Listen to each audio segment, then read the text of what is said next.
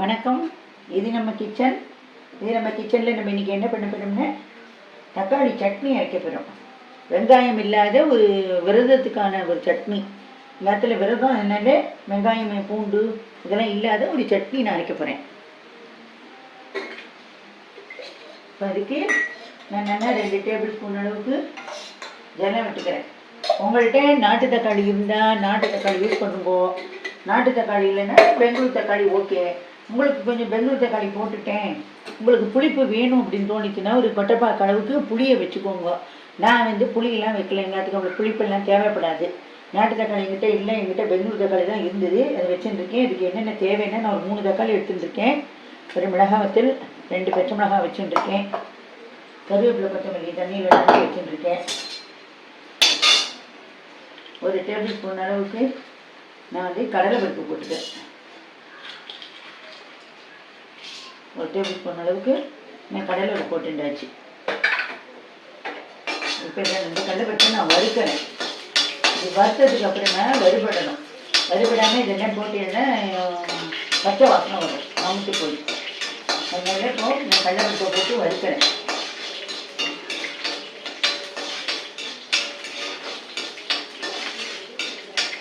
நீங்கள் இதுலேயே என்ன வேணால் விரதம் இல்லை அப்படிங்கிறனால இருந்தால் வெங்காயம் வச்சுக்கலாம், பூண்டு வைக்கலாம், என்ன வேணாலும் வைக்கலாம்.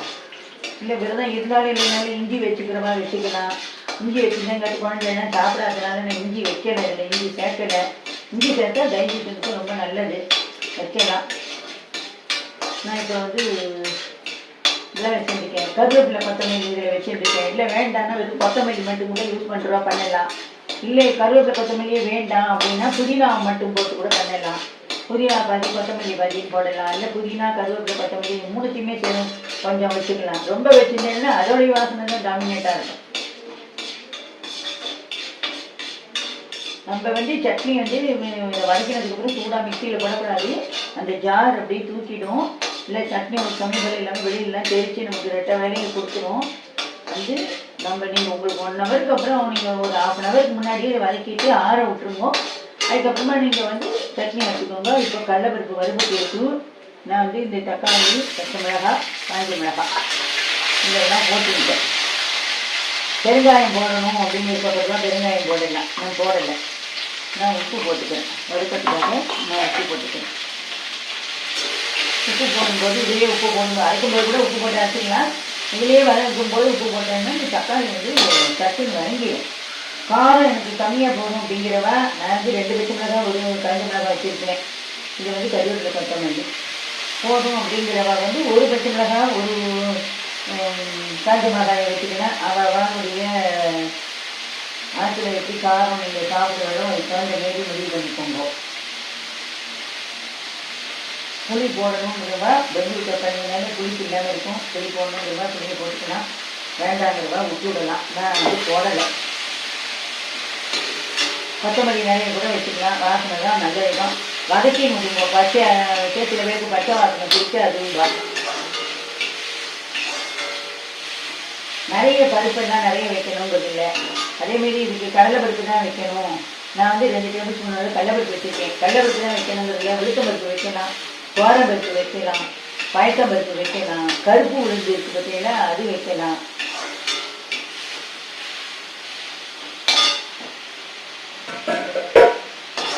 இதுமாரி வச்சுட்டு நல்லா வதங்கினதுன்னா ஆற விட்டுடணும். ஆற விட்டுட்டு இது கூட தேங்காயை வச்சு அரைச்சிட்டு அதுக்கப்புறம் கடுகு தாளிச்சிக்கணும்.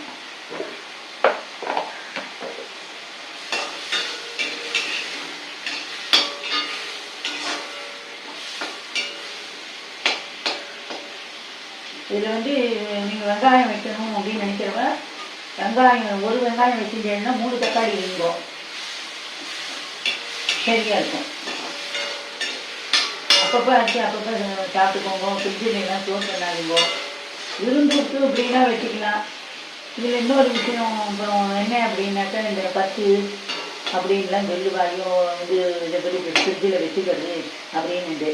மாவு கரைச்சி விடுறோம் பார்த்தீங்களா, குழம்பு அந்தமாரி இது கூட்டு இதுக்கெல்லாம் மாவு கரைச்சி விட்டால் அது பேர் பத்துன்னு பேர். அதை ஃப்ரிட்ஜில் வச்சுக்க கூடாது. உடனே காலி பண்ணிடணும், சாப்பிடணும். அன்றையோட தெரியாது.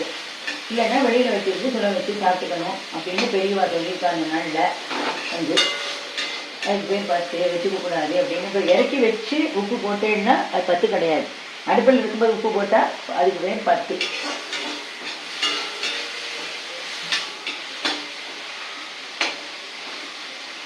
தக்காளி வந்து வதக்கிறது அதுலேயும் ஒரு டெக்னிக் இருக்குது. என்னன்னு கேட்டேன்னா இந்த மேற்கோள் வந்து இந்த தக்காளி விட்டு வரணும்.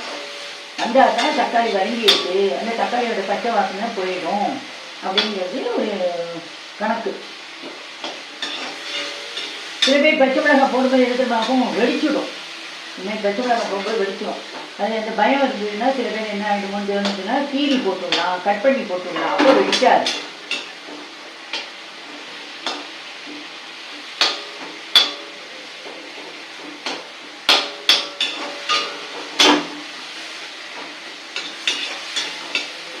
இந்த மாதிரி ஒரு நல்லா வதக்கிக்கணும்.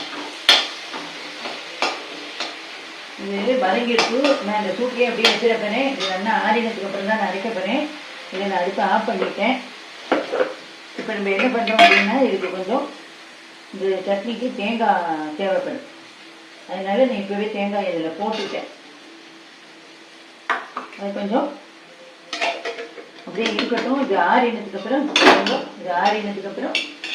நம்ம அரைச்சிக்கலாம். ஆறினதுக்கு அப்புறம் பார்ப்போம் அரைச்சிட்டு.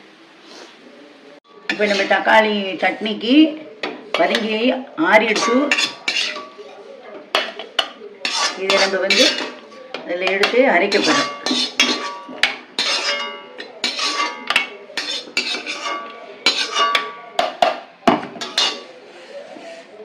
இப்போ நம்ம அரைச்சி விடுவோம்.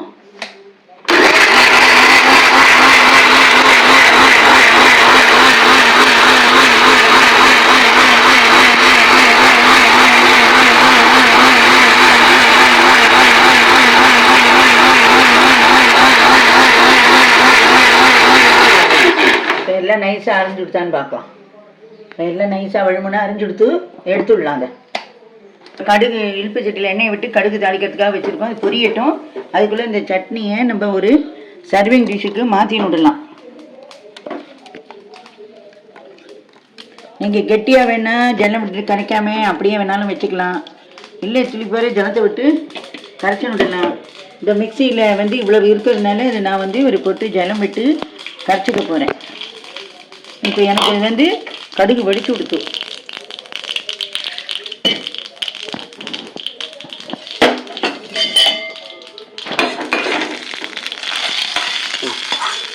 நான் கடுகு இதில் கொட்டிட்டேன்.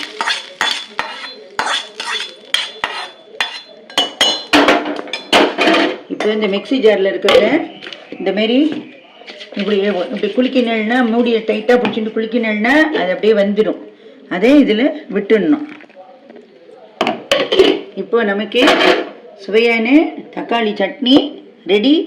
நீங்களும் இதேமாரி பண்ணி பாருங்க. ரொம்ப நல்லா இருக்கும். நன்றி, வணக்கம்.